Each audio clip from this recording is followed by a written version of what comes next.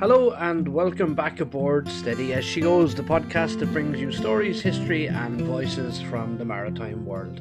It's Sean here again, and wherever you're listening today, at sea, on the road, or somewhere along the shoreline, thanks again for joining me. And before we get started, a quick thank you to everyone who's been in touch over the past week. The feedback on recent episodes has been fantastic, and in particular last week's interview with Captain Dermot Gray.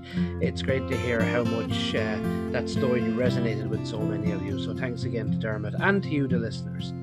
Now this week we've another great mix lined up. We'll be taking a look at news from around the coast, bringing you some of the latest stories making waves in the maritime world. I'll be joined by Darragh Sheridan, CEO of Sail Training Ireland, for a really interesting conversation about sail training, the opportunities it offers, and the impact it's having on young people getting out on the water. And as always, we'll finish up with our maritime words of the week, a small phrase with a big story behind it. So wherever you are, settle in. This is Steady as She Goes. Now, to start this episode, we pause to remember one of the darkest days in Irish aviation and indeed maritime history, and that's the loss of Aer Lingus Flight 712 off Tuskar Rock on the 24th of March 1968. On a routine flight from Cork to London, the aircraft, a Vickers Viscount named St. Phelim, departed in good conditions with 61 people on board. Just minutes into the flight, contact was lost. There was no distress call, no warning, just silence. What followed was a search effort centred off the coast of County Wexford near Tuskar Rock Lighthouse, a familiar landmark, of course, to mariners, but on that day, the edge of a tragedy that would echo for decades. Wreckage was eventually located on the seabed, scattered and broken. There were no survivors. In the years since, the cause of the crash has remained the subject of debate, speculation, and renewed investigation. Mechanical failure, structural issues, even external factors, all have been considered. But despite multiple inquiries, no single definitive answer has ever fully settled the question. And so, for the families of those lost, the grief has always carried an added weight. The absence not only of loved ones, but of uncertainty. But remembrance has never faded, and you may remember back in 2018, on the 50th anniversary of the disaster, a very moving commemoration was held in Roster Harbour, organised by ourselves locally and supported by those connected to the sea and the story. Families, community members, and seafarers came together to honour the 61 lives lost. There was a quiet dignity to the occasion. Wreaths were laid on the water, words spoken into the coastal wind, a shared moment of reflection, looking out toward the same stretch of sea where the aircraft was lost. It was a reminder that while answers may remain elusive, remembrance does not. Along the southeast coast, the sea holds long memories. Fishermen, lighthouse keepers, and coastal communities became part of that story in the days that followed, drawn into the search, the recovery, and the quiet duty of bearing witness. Tuskar Rock itself still stands, its light sweeping across the same waters as it did that morning, a constant presence, a silent marker. And while time has moved on, anniversaries like we are talking about today remind us that some events are never truly consigned to history. They remain with us in memory, in story, and in the quiet moments when we stop and reflect. So this week we remember the 61 people who lost their lives on Aer Lingus Flight 712. We remember their families, and we remember that even in uncertainty, remembrance endures.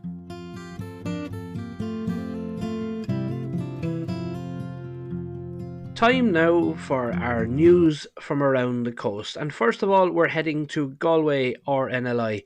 And on the west coast of Ireland, Galway RNLI has been reflecting on over 30 years of life-saving service on Galway Bay. The origin of the station go back to the early 1990s following a number of incidents in the bay and a strong local campaign to establish a dedicated lifeboat service, driven by the maritime community and supported by other search and rescue agencies. That effort finally paid off in 1994 when the RNLI placed an Atlantic 21 lifeboat in Galway on a trial basis. In those early days, operations were very much hands on. The first volunteers were trained in 1995, and the lifeboat itself was kept on land, towed to the docks, and launched when needed. But the station quickly developed. By 1996, new launching facilities were in place, and in 1997, a purpose built lifeboat station was established, along with the station's first permanent lifeboat, the Atlantic 75 Docus. That was later replaced in 2011 by the current lifeboat Binny, an Atlantic 85, capable of speeds up to 35 knots. Today, the station is entirely volunteer run, with crew on call 24/7, 365 days a year, and typically able to launch within around 10 minutes of being tasked by the Coast Guard. Covering waters from Blackhead in County Clare across to Spiddal in County Galway, the service continues to play a vital role along that stretch of coastline. And it all traces back to a local effort, a community coming together to ensure that help would always be close at hand when it's needed most. So congratulations to everybody at Galway RNLI for this huge milestone, really. Over 30 years now of life-saving there with the RNLI in Galway Bay. Another milestone now, and 25 years of Ireland's Marine Data Buoy network. The Marine Institute has been marking World Meteorological Day while also celebrating a significant milestone of their own, and that's 25 years of Ireland's Marine Data Buoy network. It's a system that many people might never see, but one that plays a crucial role in everyday life at sea. And we mentioned this last week when we were talking to Captain Dermot Gray. Developed in collaboration with Met Éireann, the network provides real-time data on conditions right around the Irish coast, from wave height and sea temperature to wind and atmospheric pressure. That information feeds directly into marine forecasts, helping to improve safety for fishermen, commercial shipping, and indeed anyone spending time on the water. Since its early development, the network has continued to evolve with more advanced buoys and improved technology, allowing for increasingly accurate and timely forecasting. It has also played a key role during major weather events, providing real-time observations as storms approach the coast. And while these buoys sit quietly offshore, often out of sight, they form part of a much bigger picture, supporting coastal communities, protecting lives, and helping us better understand the seas around us. So, as World Meteorological Day is marked, it's also a reminder of the importance of the data behind the forecast and the systems that keep a constant watch on our waters.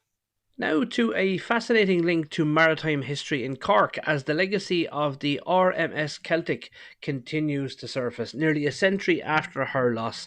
The Celtic, one of the great White Star liners and a predecessor to the more famous Titanic, of course, ran aground on the Cow and Calf Rocks near Roach's Point in December of 1928 as she approached Cork Harbour on a very stormy night.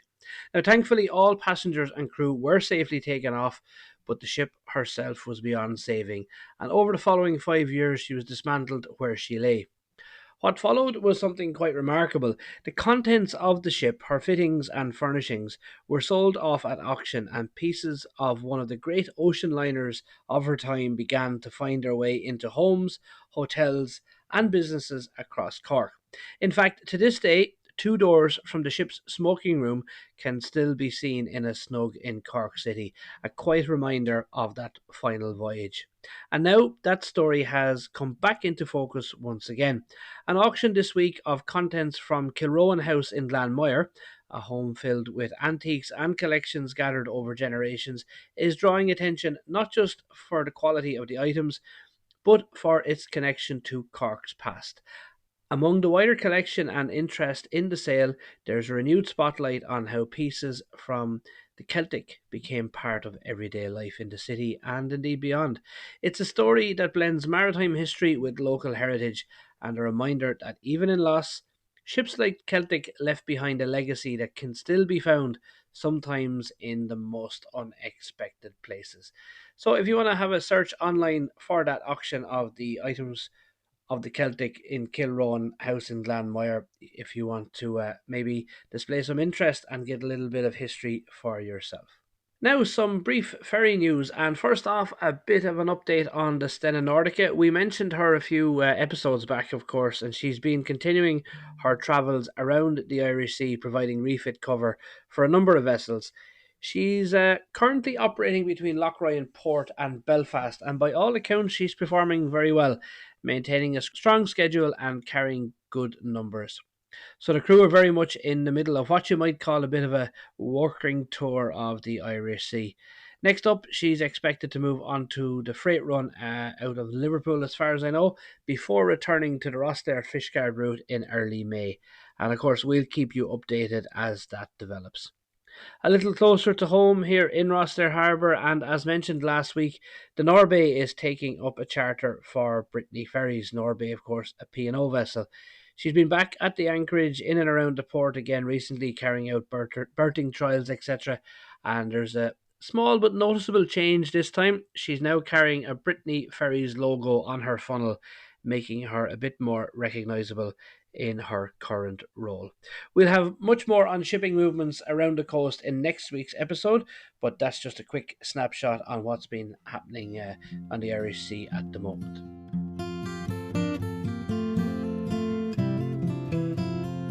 Now, recently we've been hearing some stories connected to the commissioners of Irish Lights, and stories that remind us just how much the service and the people behind it have shaped life around our coast. And this brings us to a date worth marking, the 24th of March 1997. On that day, something quietly historic happened. At the Baily Lighthouse on Howth Head, the final lighthouse keepers left their post, closing the door on a way of life that had existed for generations. Now, by that stage, technology had already begun to change the role, of course. Automation had been introduced across the network, and Baily itself had already transitioned to automatic operation just a year before. But this moment was a little different, because when those keepers walked away in March of 1997, it wasn't just the end of a posting, it was the end of the era of resident lighthouse keepers in Ireland. For generations, lighthouse keeping wasn't just a job, it was a way of life. Men, and often their families, living in some of the most exposed and isolated locations around the coast, watching the weather roll in, maintaining the light through storms and long winter nights, and providing a constant human presence in places where failure simply wasn't an option. Places like Fastnet, Tuskar, Slane Head, names that still carry huge weight today. And while the technology has changed, with lights now monitored remotely and maintained by crews travelling out when needed, the purpose hasn't. The light still shines, but something else is gone.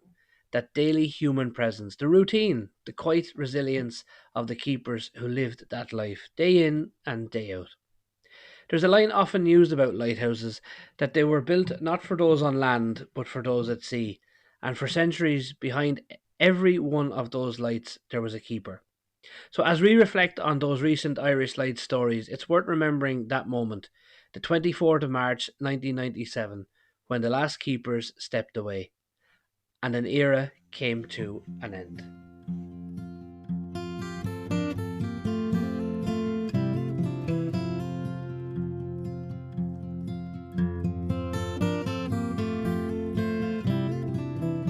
Now, since 2011, Sail Training Ireland has been providing wonderful opportunities to the young people of Ireland aboard various sail training vessels. And I'm delighted to say now that I'm joined by Darragh Sheridan, who's CEO of Sail Training Ireland. You're very welcome aboard, Darragh. Thanks a million, Sean. Thanks for having me. Delighted to be here. Brilliant. So, tell us a little bit about your own story, first of all, Darragh, I suppose, and how one becomes the CEO of Sail Training Ireland and your own interest in sailing and the sea.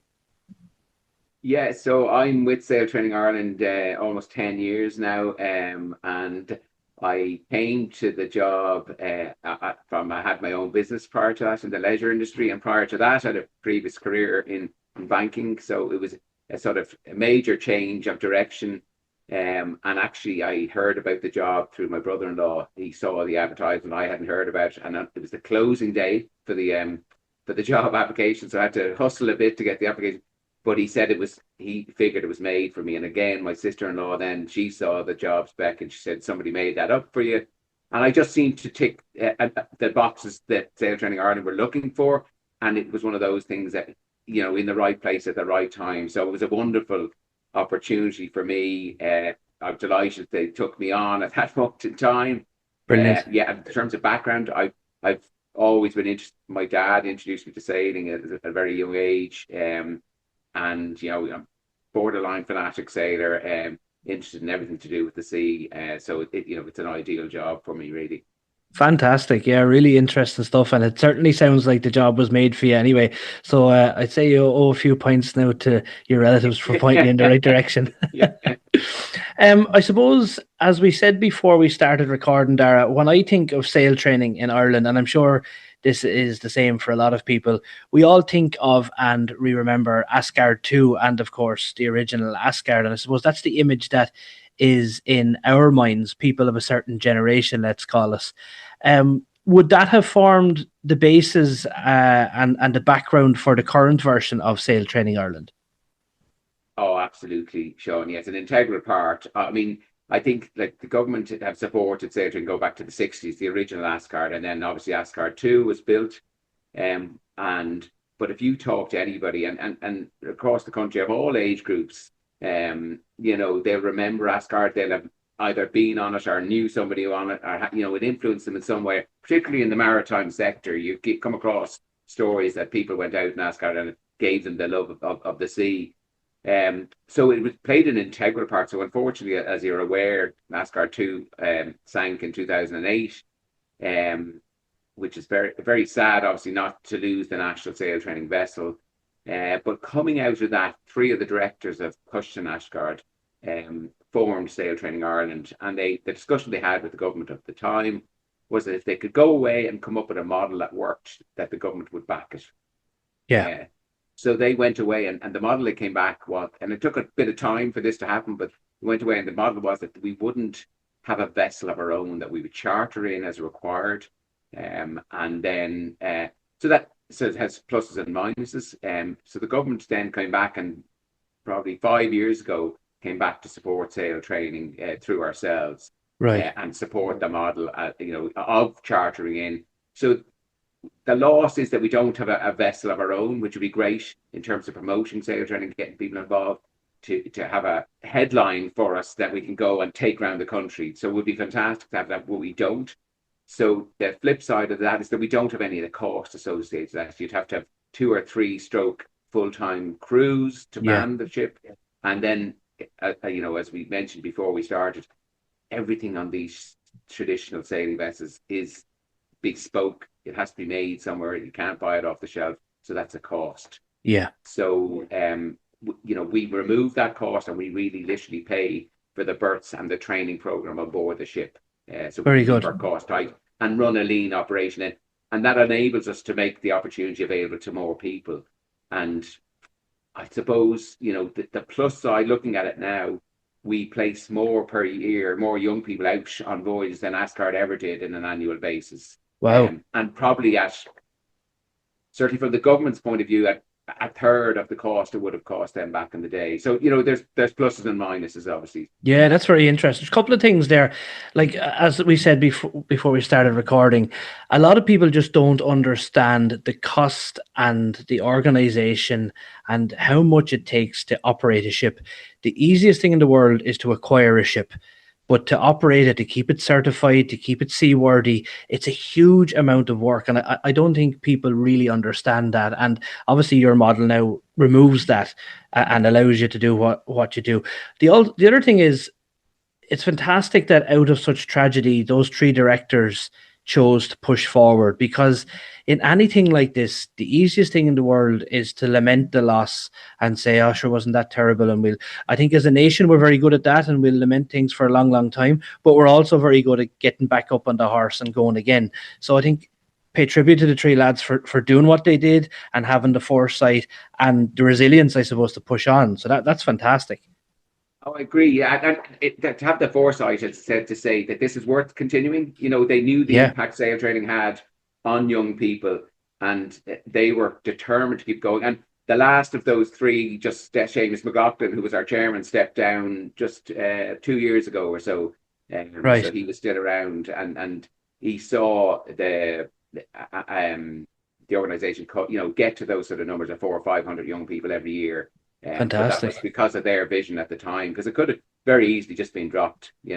Absolutely, yeah, and I suppose we can't be too critical of the government because they give you a few pound every year, but for people like that, there's nobody really in government circles that I see these days that go looking to establish these things. They will assist, and if you knock on the door hard enough, you get the money. But you need people in the private sector, or in the leisure sector, or wherever it might be, to have the vision and drive on. But you lead us nicely into the next question I had for you about the impact on young people. And I've seen it myself with visits throughout the years to sail training vessels, both in the UK and Ireland. It has a fantastic impact. But this is my favorite part. But there's three of us in the organization, three employees, and then we have a voluntary board. So the favorite part of us in the office is that if we see the kids at the start of the week and we see them at the end of the week, and it is transformational. Like genuinely, everybody gets something out of it. So they'll go out and they'll have an adventure. Yeah, They'll make friends, which they may have for life, and that happens regularly. They learn obviously about the sea and the maritime sector and sailing and tall ships and the ocean environment and all those things. But the real key thing from our point of view is they learn things that get a bit of confidence, team building, leadership skills, bit of resilience, because as we know, they can get tough out there at times, yeah, when the weather turns or whatever. They get a really good understanding of diversity because we've young people from all backgrounds and all abilities. And so you can see they learn that. They said, I'm just like that person. We're not that different, and that's yeah, hugely powerful.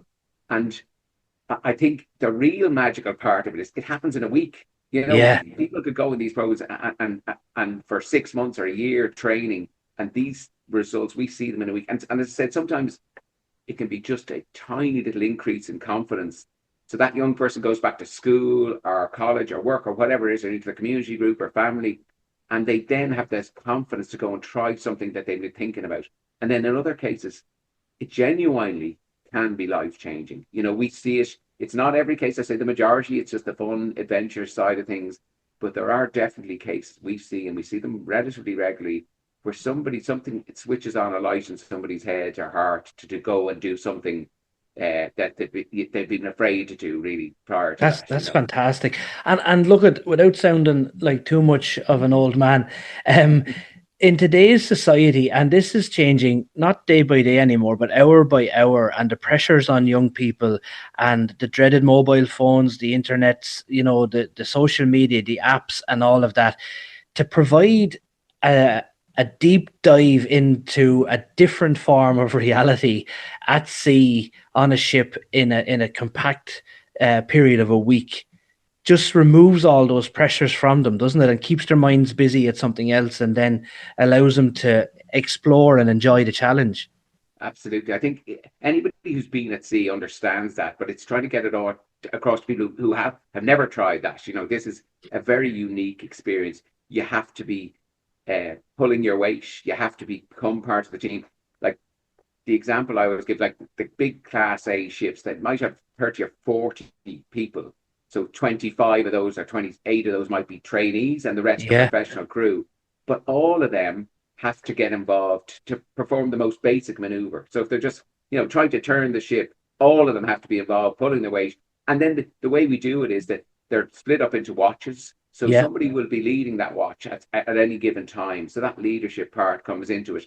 And one of the best comments, my favorite comment on it was that there was a young lady steering, a big 45-meter tall ship, and she said, "This is amazing. My mother won't let me control the trolley at Super Value." And we're giving her Fantastic. the opportunity to steer a huge tall ship. That's Um, amazing. yeah, And look at obviously we're all passionate about sailing, about ships, about the sea.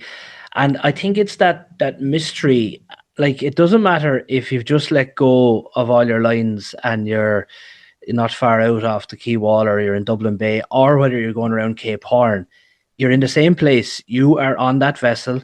You've got your means of propulsion. You've got your crew, and those are the basics really. And there's not much more to help you, to be able to go where you need to go or do what you need to do. And there's a great mystery and mystique around all of that and how it works and figuring it out, I suppose. Yeah, no, I think that's again part of what makes it unique. I think they learn that they are out there on their own. Obviously, um, they're facing challenges. So the weather, like one of our voyages last year was during Storm Amy, Oh, and fantastic. and this was a voyage uh, was made up pretty much half and half of disabled young people and, as we call them, their buddies. So that Yeah, buddy can be just a friend or family member, or it could be a carer who's out with them, but so they can take part in the experience of fully. And they don't, if they need them, obviously not somebody. So, but they all the normal challenges and throw in Storm Amy as well, yeah, and they had to deal with that, and they did. They had an amazing time. It was probably a different uh, than was planned, but they still the learning in that was it. Yeah, well, these things get thrown at you in all walks of life, and the sea throws a lot of these curveballs. You can't plan for everything. You can be prepared as well as you can, but then yeah, you have to deal with it. And as you touched on there, you're kind of cocooned. It's its own little environment, its own little microcosm of a community, and you as a team and the ship itself have to get you to wherever the next port or to safety or to shelter or whatever it might be. And yeah, that's another really key learning thing. And that absolutely. they can bring that back into any aspect of life, I Yeah, think. for sure, definitely. I was going to use the word resilience, but I'm actually going to use the word brave, and that's to describe the full-time crew members. So, like, they're every time they go to sea, they're going into the unknown, really, aren't they? With this group of volunteers that are going to try and mold and bring along. So there must be a huge skill set amongst the crew. Yeah, no, they are absolutely amazing. Like we work with sort of 4 or 5 different vessels, and some of the crew members on all of them are just superb. Obviously they have the professional seamanship and those skills, I mean, qualifications, and that's one part of it. Then there's the next real key part from a sail training point of view. They need to be able to relate to the young people and teach them. So they need to be teachers, and as I think we all know, good teachers worth its weight in gold, Yeah, and so if they can pass on the information and make it fun, it's so much easier to learn. And then the third sort of aspect is the caring element. It's not quite a social worker, but there is an element of care there that is required to bring the best out of the young people. And a very important part of that, Sean, as well, that we do all our voyages, we put a mentor on board. So they're right. trained by ourselves. They're volunteers, amazing people who go above and beyond the call of duty all the time. But they're not part of the working crew. They're very much there to look after the young people on the vessel, and they're kind of a liaison then with the crew. But Very good. they're more to draw out if a young person was struggling a bit in the group or wasn't partaking. The mentor would spot that, Yeah. and cajole them along or help them along, so they can get the most out of it. So the mentors and the professional crew, they really are very, very special people. Yeah, amazing. When you travel on a ferry on a bad day and you see a grown adult absolutely losing their mind when the ship hits a wave and there's a big bang, like that's how people react at sea when they're not used to it. So if you're 6 or 8 or inches or a few feet above the water for the first time ever as a teenager and you're used to staring into your phone for 14 hours a day, the reaction, you don't know what's going to be, do you? So yeah, it's fantastic to have that support there. Yeah, no, and I think the young people who go on board are very brave as well, because Yeah, I would say I don't know the exact figure, but probably 95% have never been out on the water, at sea, or sailing. So they're very brave, and we try to tell them, give them as much information beforehand of what it's about, and what they can expect. So they'll get a briefing document with all the things they need to bring, what a typical day is like, those sort of things. The seasickness question always comes up. That do I need to be able to swim? All those things. So yeah, like anybody going into the unknown, there's a fear factor there. So they are very brave. And then when they get on the ship, they do things way outside their comfort zone all the time. And Yeah. you touched on it a number of times. It's a class way to get rid of the bloody phones. You know, Yeah, like the phones absolutely. are the phones are fantastic, but you know, when they're away during the day and they have to get involved and there's no distraction, and then they suddenly realize it's 8 or 9 hours have passed and they haven't even thought about their phone, Yeah, which is really cool. brilliant. So when we spoke at the beginning about the Asgard, of course, and you mentioned briefly that you charter in vessels. Do you have like a specific group of vessels that you use all the time, and or what way is that model? And would you like to tell us just a bit about some of the vessels that you use most frequently? Sure, yeah. So we probably in any given year we use probably between 4 and 6 vessels. Okay. And they're varying sizes. So they you have the Class A tall ship was your classic for every it's your classic pirate ship, you know. Yeah. So it's 35, 45 meters long. You picture that pirate ship, that's exactly what it looks like. So we've used the Pelican of London, Oh yeah. UK ship for a number of years, for probably 10, as long as I've been involved. Then we have a middle-sized vessel called the Maybe. So she Maybe has been working with us again for at least 10 years. We use the Island, which is an Irish vessel. And then we've used the Brian Boru, which is alongside now for the last couple of years. So she's been out of action. And then Maybe Sailing also have a larger vessel called the Blue Clipper. Very So good. the difference really is size is they can take more young people. So the Pelican would take between 24 and 28 trainees. The Navy takes 12 trainees. Ilan takes 8. So they all have their role in their different projects that we run with them. Yeah. And one that we're really missing is the Jubilee Sailing Trust in the UK had fully wheelchair accessible ships. They had 2 of them. So Yes. the Lord Nelson and the Tenacious. Unfortunately, the charity got into difficulty and they had to sell. I don't know whether it ever sold, but they had to sort of mothball the Lord Nelson, and then they got Tenacious, and they were running one ship, and then they got into further trouble, financials, and so Tenacious is alongside. And I do know that there's a group working on Lord Nelson, but it's a big hole from what we do. We always had people well, we always aim to have at least 10% of our berths for people with a disability. Yeah. And that figure has been more like 30% for the last couple of years. But the Lord Nelson and the Tenacious were the only 2 ships which were fully accessible. So a Okay. wheelchair user went on and was able to fully participate uh, just as well as their able-bodied crewmates could. So they're a Yeah. big loss. But they're the main vessels we use each Very good. I year. remember seeing the Lord Nelson and the Tenacious quite a lot, and the other vessels. But it's a shame to hear that that's gone the way it has. Is there any kind of a future for those? Do you think? Do you think there might be some assistance available from maybe the UK government or somebody to step in and help out? I would hope so, but it's one of these things. It's probably dragging on a couple of years, and the longer they're left, the bigger the cost of getting them refurbed and back in action. As I said, there is a group called the Good Pirate, and I've only learned about this in the last, I'd say, 6 weeks. There's a group called the Good Pirates, Okay, yeah, I've seen them and on Facebook, I think. yeah, that's where I saw it, and they're looking to renovate the Lord Nelson. So I've no idea what they're backing in terms of money and whatever, because I can only guess the cost must be absolutely massive to get her back Absolutely, and yeah. get her back licensed and certified and all those sort of things. But I wish them the very best, because certainly if they were, we'd be delighted to be able to put trainees back on board and get them involved with projects that we run. Would be fantastic. Absolutely. We might look at trying to check in with the good pirates and see if we can have a Yeah, chat about them. I think I've seen a lot of these vessels, obviously, at sea. I've had the good fortune to visit Pelican of London quite a few times, I think up in Leith and around the UK coast. And I also seen her here in Rosslare a couple of times and went aboard. And I think what it brings home to me is like we're all in our little maritime history and heritage world, we're all fascinated by what the seafarers of yesteryear did. And when you go into the Pelican of London and ships like that, and the last time I was aboard, I came out of my cabin on a big high-sided ferry and probably complaining that there wasn't enough room for my computer and my desk. And then I go down to the Pelican of London. You go aboard. You go, all right, where does the old man sleep? Oh, he sleeps there.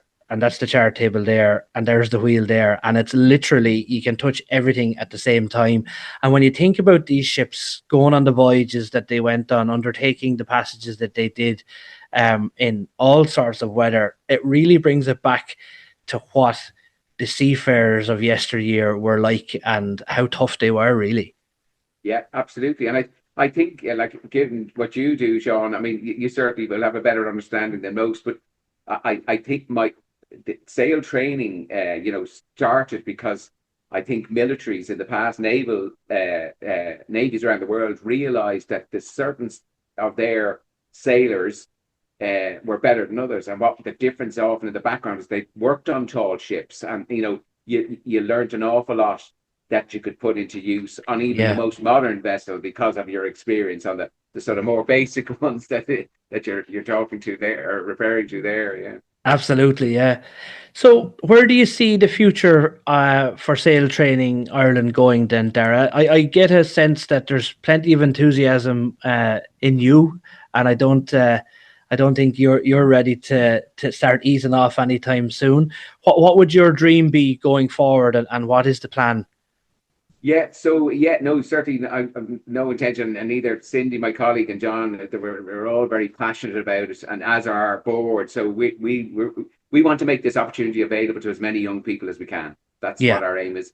So to do that, we need funding, and we need young people to take part. And so the funding side of things, we have a hugely broad range of funding. We're very fortunate that the government, Department of Defence, have supported us for the last 5 years. Going back to we touched on earlier, that it's an unusual department to be funding sail training, but it goes yeah, back to Ascard and that historical link. yeah. It was funded by the Department of Defence, and that's where and they've been superb. That we hopefully will renew an agreement with them now later this year for the next 3 year period. But they've been absolutely superb. Not obviously somebody giving you money is one thing and supporting you financially, but the actual backup. We've had a season last year where we had a real struggle. Vessel let us down. But the support from the department was absolutely super. The team there are really good. And then we've Dublin Port Company and Dublin City Council have funded us since we started in 2011. Fantastic. And to be quite honest, we wouldn't be here without them. They've helped us in everything we've done all along. So, and then we funders and supporters all around the country, in smaller local schemes. Yeah, And so the plan will be to grow the numbers. So we're doing somewhere between 400 and 500 young people a year. We'd that's love to get that fantastic. up to 600. And there's kind of a next step for us. We need to probably get another member of staff. So that requires funding to make that leap and make it be able to do it consistently. So, but that's the plan. That is the aim. We'll have the next strategic plan will be 227 to 229. And that aim will be to, yes, grow the numbers, solidify, grow the community that know about it, which is great being able to talk to yourself about it. Because the second key part that I touched on is getting the young people. There's Yeah, so much that is trying to grab young people's attention and get them involved in. And again, we touched on it earlier, because we try and make this opportunity available to everybody, but particularly the funding goes towards those who are facing a disadvantage. yeah, They may not see this as something they could do, and we have a sort of job to do that, to make them aware this is something you can do. Anybody can do this, yeah. and if it's a funding issue, we will try and help you with that. But this is something that is amazing to do, and we'd love to see as many young people do it, and that's what we'll keep pushing to do. Fantastic. It's great to hear an organization such as your own and as important as your own, if I may say, with that forward thinking and that desire to push forward and increase numbers and things like that. Another thing that's just come across my mind is that perhaps during one of your voyages, maybe at the beginning or the end, or both, we might be able to pop down and jump on board one of your vessels and do a little bit a piece for the podcast on board, which would be really interesting and try and drive the interest forward again. And we can obviously share your stuff on our socials as well to help push it forward. I think it'll expose the the fantastic work that you do as much as we possibly can, really, if that was something you're interested in. How can people get involved? How can people, if there's people listening to this now and say, oh, I'd like to give that a go, or I'd like to support, what's the best way of doing that? Sure. Okay. Just to touch on that, we'd love to have you along first and foremost. Yeah, and I think you'd get a great kick out of it because I can talk about it, and and my colleagues will talk about it passionately. But when you hear the young people having been out for the week, that's when you get what it's all about. So Brilliant. most of our projects, we have an award ceremony at the end. It's very informal award ceremony. Sometimes it's on the ship, sometimes it's in a building of note in the city, or Yeah, we do it in the mayor's parlour in Waterford and city halls and various places.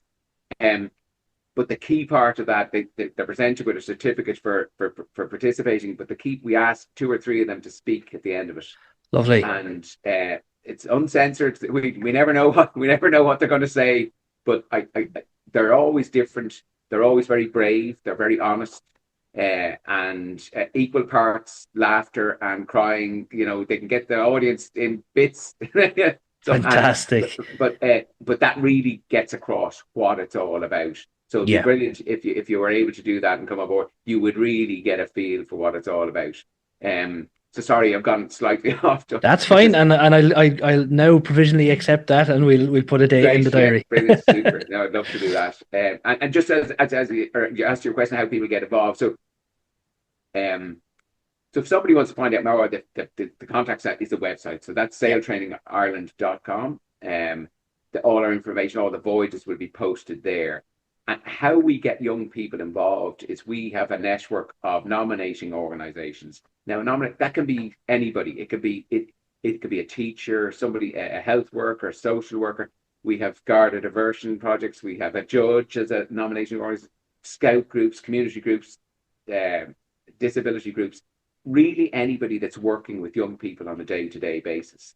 So that enables. So they are working. So they can identify somebody that could benefit from the opportunity, or yeah, could need the opportunity, or use the opportunity, and they then nominate them and put them forward for the place. So it takes us out of any selection process, very and, good. that nominating organization provide then they really play a really important role, as I said, in that selection, putting somebody forward. But going back to if they're getting a bit worried as the voyage approaches, the nominating organization can cajole them along, and Yes, when we've worked with them a number of years, they see the results. So they come back year after year.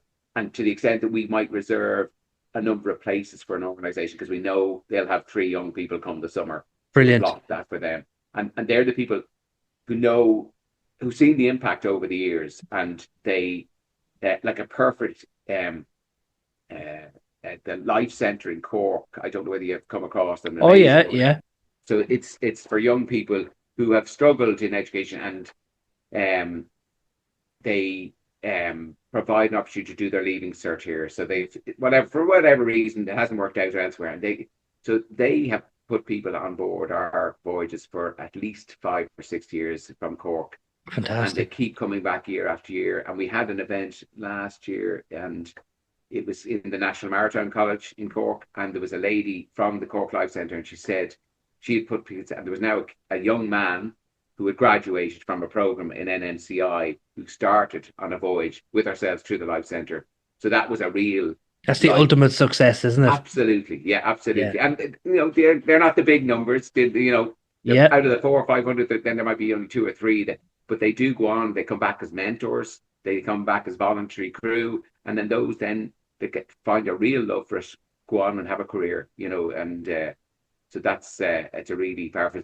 So nominating organization. So we work with Feroga in particular for the last year or so, or not number of years, but we've actually got involved with their Leadership for Life program, very good. and that's a recognised leadership qualification that they can get through the University of Galway and also in Queen's and Belfast, and they're expanding to other universities. So it's a 3-module leadership program, absolutely amazing program. So we are delighted to have been able to partner with them, and we delivered the first modules last year. So we're hoping now, so come September, we'll have our first graduates of the Leadership for Life program out of the University Fantastic. of Galway who've gone through Sail Training Ireland.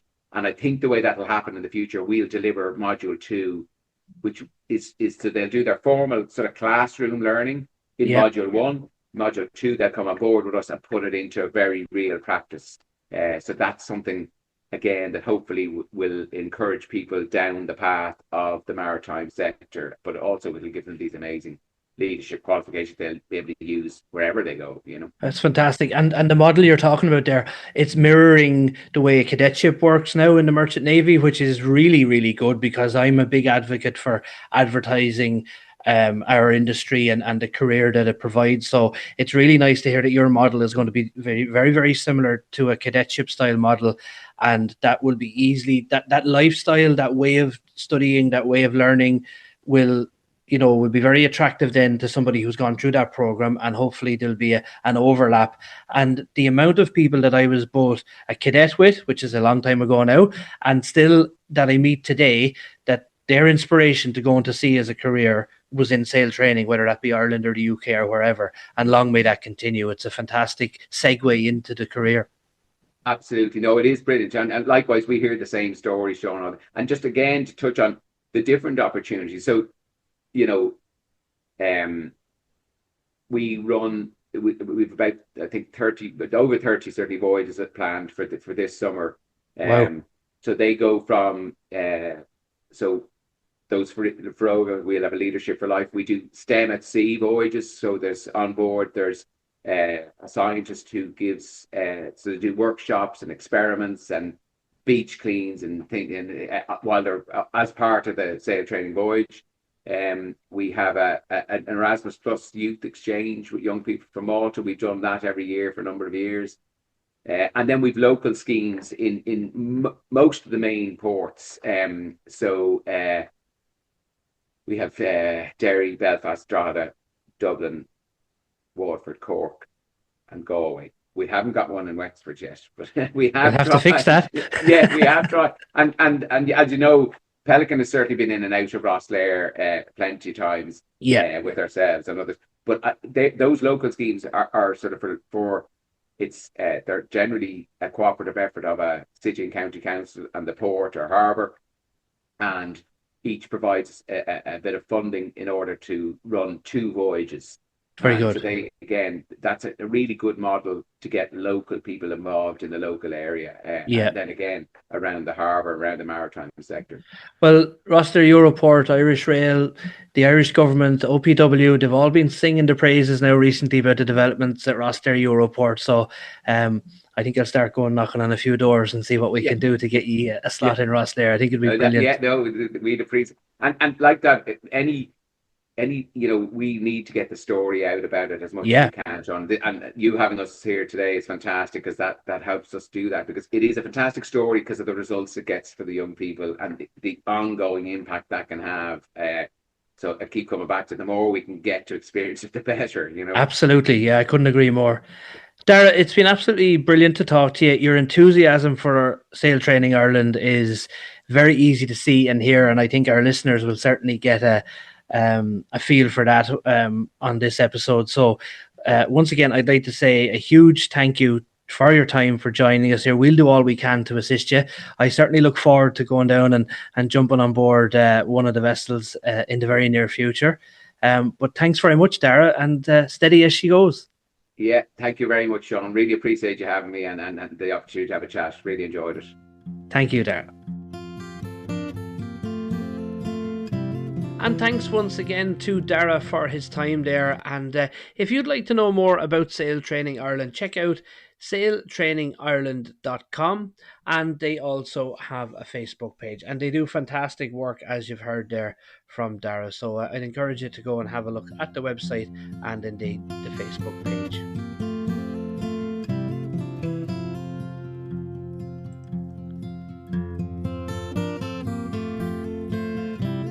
Now, this week we remember a lesser known story from the Irish maritime world, and that's the loss of the St. Fintan. Back on the 22nd of March 1941, she was on what one would call a routine enough voyage, sailing from Drogheda across to Cardiff with a cargo of coal. It was the kind of run that had been done countless times before, a steady link between Ireland and the UK, even in the middle of the war. But of course, by 1941, there was very little that could be called routine at sea in that area. Although Ireland, of course, was neutral, as we've discussed before, the waters around the island had become increasingly dangerous. The Irish Sea and the Bristol Channel were active war zones in all but name, with aircraft, submarines, and mines posing a constant threat to merchant shipping.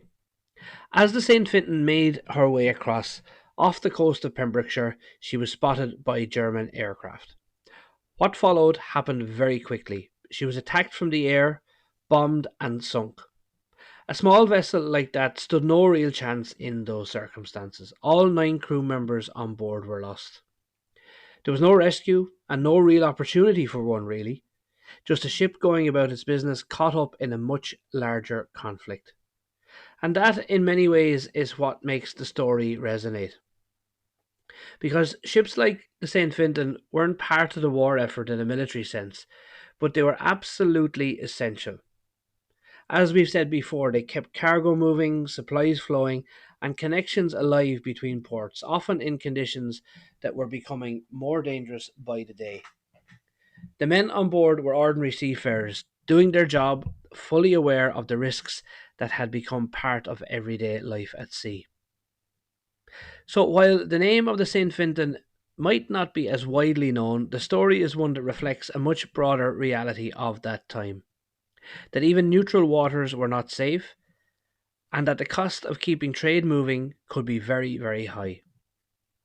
The St. Fintan and her 9 crew are part of that story, and of course they are worth remembering.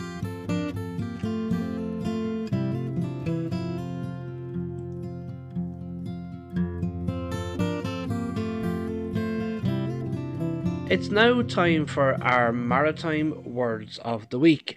And this week's Maritime Words of the Week is to pipe down. Now, it's a phrase most of us have heard and probably used, usually when someone's getting a bit too loud or won't stop talking. But like so many everyday sayings, its origins are firmly rooted at sea.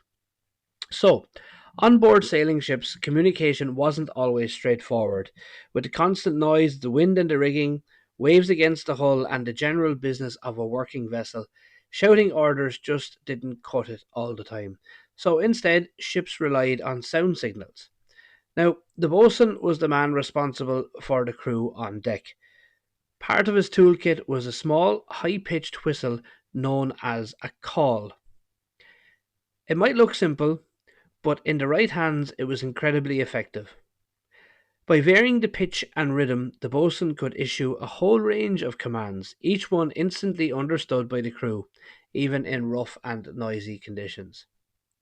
Now, among those calls was one that marked a very particular moment in the day. Pipe down. This was the final order of the day. It told off-duty sailors to stop talking, settle themselves, and turn in for the night, often after hammocks had been slung below decks. It was quite literally the signal that the ship was done for the day. Now you can imagine the change from the noise and movement of a working deck to a gradual quiet as the call went out and the crew turned in. Over time, the phrase made its way ashore like so many others. The whistle disappeared, the ships faded from view, but the meaning stayed exactly the same. So today, when someone tells you to pipe down, they're probably unknowingly repeating a command that once echoed across the decks of sailing ships. A call for quiet and a well-earned rest. I'm just thinking if we could employ a boatswain maybe with a call some afternoons up in the Maritime Centre here in Rosslare Harbour, we might get a bit of order amongst our very unruly crew. I do, of course, jest. So that's all we have time for on this episode of Steady As She Goes. Thanks again for joining me and for all the continued support. It really is appreciated. If you're enjoying the podcast, you can follow us on Facebook and TikTok, and please do like, share, and spread the word. It really helps us reach more people and keep these maritime stories going. And just a reminder, the Rosslare Harbour Maritime Heritage Centre is open again this Saturday from 12 to 4. Admission is free, so if you're nearby, do call in. We'd be delighted to see you. Until next time, take care. Thanks for listening. Safe sailing and steady as she goes.